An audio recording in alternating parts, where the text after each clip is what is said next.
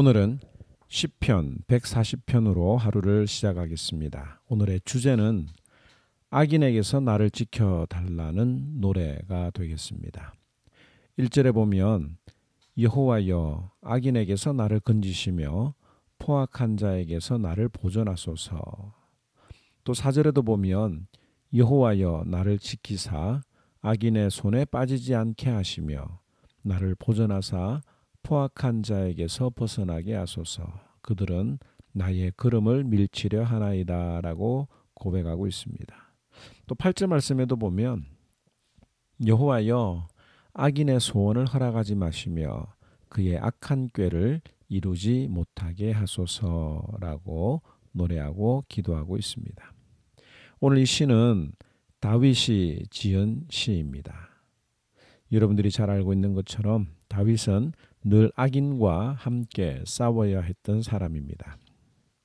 여러 내용들이 있지만 사무엘상 21장에 보면 다윗은 이런 일을 겪었습니다.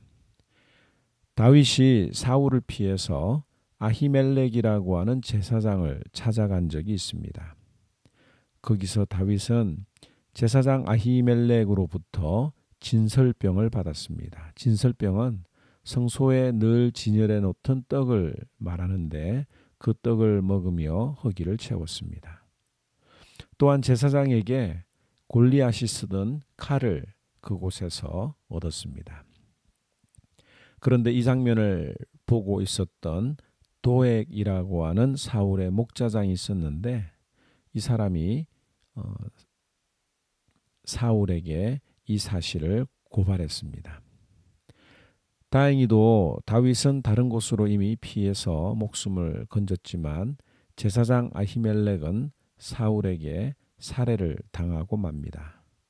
뿐만 아니라 그날에 에봇을 입은 자, 즉 함께 일하던 제사장 85명이 함께 죽은 일이 있습니다.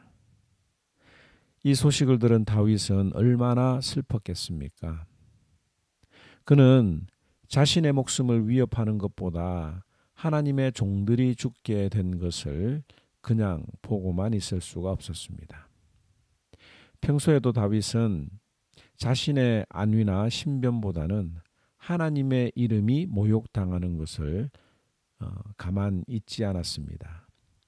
여러분들이 알고 있는 것처럼 바로 이 골리앗과의 싸움도 이 골리앗이 하나님의 이름을 모욕했기 때문에 다윗이 싸움을 전쟁터에 나가게 된 것이죠.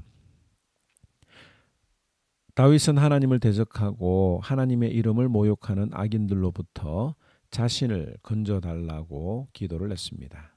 그런데 오늘 이 본문에 보니까 악인을 묘사하는 특징들을 이렇게 표현하고 있습니다. 2절에 보면 싸우려고 매일같이 모이는 자, 또 3절에 보면 뱀같이 혀를 잘 놀리고 독사에 독이 있어 혀로 사람을 죽이는 자, 또 5절에도 보면 교만한 자, 11절에는 악담하는 자라고 악인들을 묘사하고 그 악인들로부터 보호해달라고 지켜달라고 하나님 앞에 기도를 하고 있는 것이 오늘 본문의 내용입니다.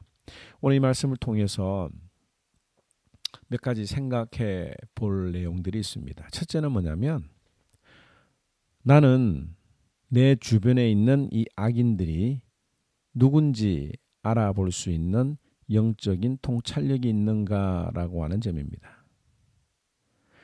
악인이라고 해서 머리에 뿔이 나 있거나 얼굴이 험상궂게 생긴 사람을 말하는 것은 아닙니다. 신자들이 경계해야 할 것은 이 사탄이라고 하는 존재는 내가 사탄이다라고 말하지 않고 나타난다는 점입니다.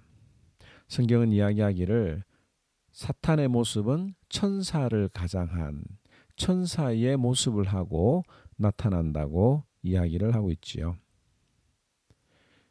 사기치는 사람들 치고 처음에 신임을 얻지 않는 사람들이 어디 있습니까?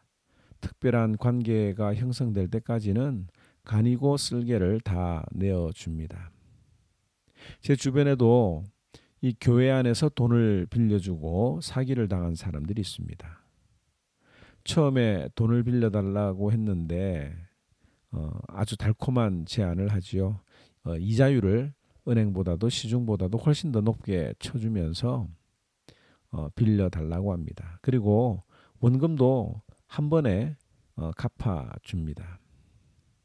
그리고 몇 번 더 이 일들을 하면서 서로 간에 신용을 쌓게 되지요. 처음에는 이런 내용들을 의심하던 남편도 이자가 잘 들어오고 하는 것을 보니까 마음을 놓고 오히려 더 빌려주라고 했다고 합니다. 그래서 큰 돈을 빌려줬는데 아플싸 그것이 그 마지막이 되었더라고 하는 이야기를 전해 들은 적이 있습니다. 우리 하모니 교회 성도들, 하모니언들을 보면 너무너무 순진하고 정직한 것 같습니다. 자기의 이익을 위해서 계산을 하는 분들이 별로 없어서 얼마나 감사한지 모릅니다. 그런데 이 교회에 침투해서 서로 간을 분열시키고 자신의 이익을 가로채려는 분들이 있을지도 모른다라고 하는 것이죠. 내 주위에 하나님의 이름을 더럽히고 분열시키려는 악인이 있는지 없는지 모르고 산다면 오늘 이 본문의 내용이 무슨 의미가 있겠습니까? 그래서 우리는 하나님 앞에 기도할 때에 내 주변에 있는 악인들이 누군지 바라볼 수 있는 영적인 통찰력이 있어야 하지 않을까 생각이 됩니다. 또 하나는 내가 그 악인이 아닌지 한번 생각해 봐야 할 것입니다. 아담과 하와도 하나님이 만드신 완벽한 인간이었습니다. 그런데 사탄에게 속아 넘어가서 하나님을 배반하고 말았습니다.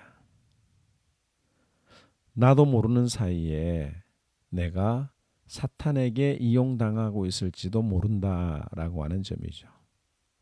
나도 모르게 다른 사람이 나를 놓고 기도할 수도 있다는 점입니다.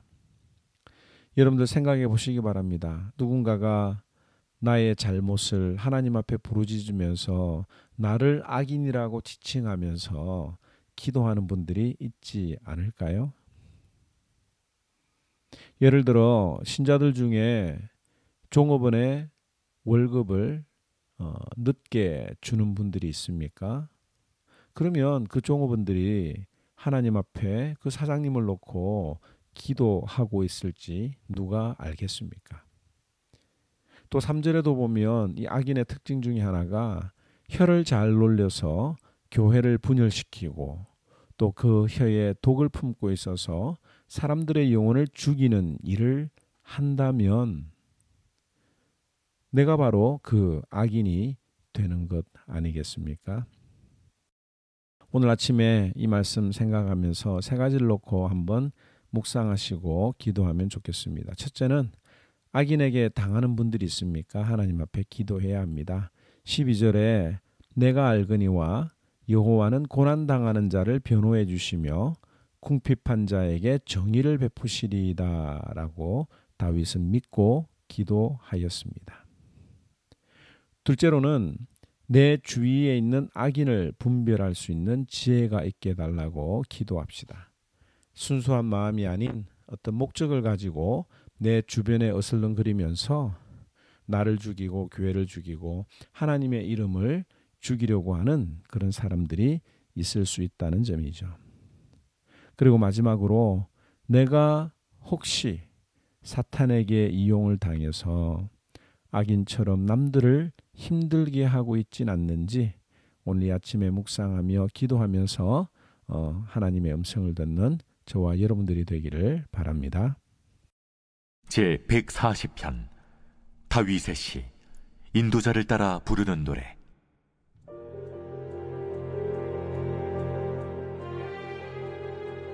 여호와여, 악인에게서 나를 건지시며 포악한 자에게서 나를 보존하소서. 그들이 마음속으로 악을 꾀하고 싸우기 위하여 매일 모이오며 뱀같이 그 혀를 날카롭게 하니 그 입술 아래에는 독사의 독이 있나이다. 여호와여, 나를 지키사 악인의 손에 빠지지 않게 하시며 나를 보존하사 포악한 자에게서 벗어나게 하소서. 그들은 나의 걸음을 밀치려 하나이다.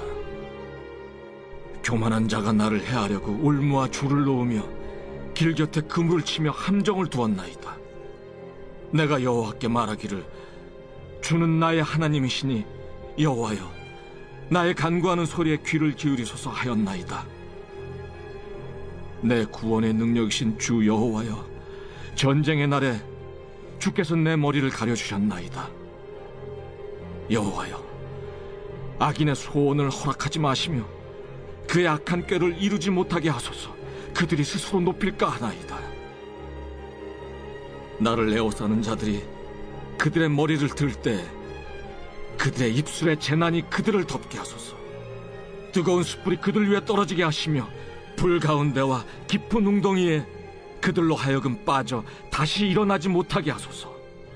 악담하는 자는 세상에서 굳게 서지 못하며 포악한 자는 재앙이 따라서 패망하게 하리이다. 내가 알거니와 여호와는 고난당하는 자를 변호해 주시며 궁핍한 자에게 정의를 베푸시리이다. 진실로 의인들이 주의 이름에 감사하며 정직한 자들이 주의 앞에서 살리이다.